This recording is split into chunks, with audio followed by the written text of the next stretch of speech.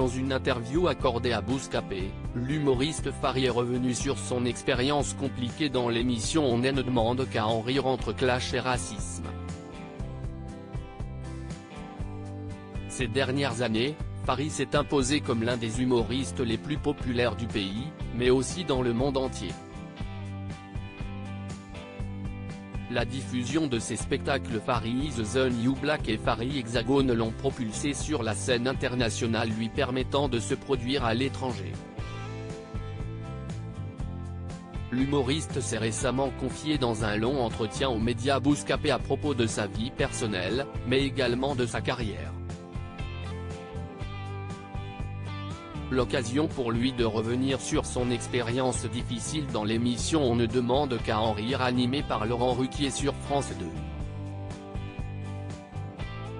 C'était effectivement un accident, mais pas un accident heureux. Pendant cette interview accordée à Bouscapé, Fary s'est longuement confié sur son expérience dans On ne demande qu'à en rire, dans laquelle il a fait 6 apparitions.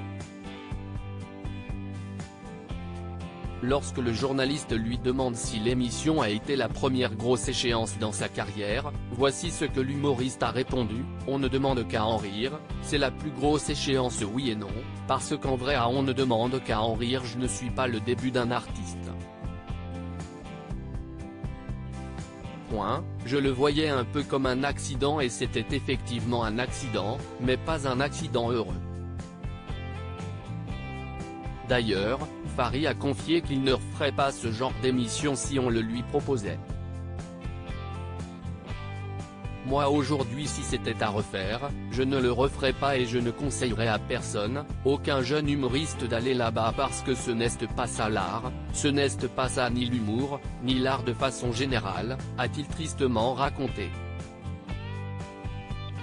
L'humour, ça ne se note pas, ça ne peut pas se noter, il n'y a pas le côté pragmatique de la performance. L'humour, c'est beaucoup trop subjectif. C'était foncièrement raciste. Fary est également revenu sur une altercation avec l'acteur Jean Benguigui pendant une émission qui avait fait scandale à l'époque et le manque de bienveillance à la télévision. J'ai eu une espèce de clash avec Jean Benguigui. Je ne me rappelle pas de gens qui étaient réellement bienveillants avec moi dans cette émission parce que, encore une fois, c'est de la télé, c'est de la fabrication, c'est du faux. Malheureusement, ça va vite valoriser des choses négatives, a-t-il raconté.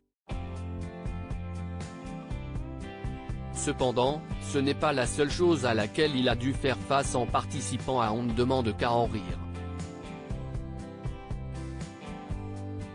L'humoriste a aussi fait face à du racisme.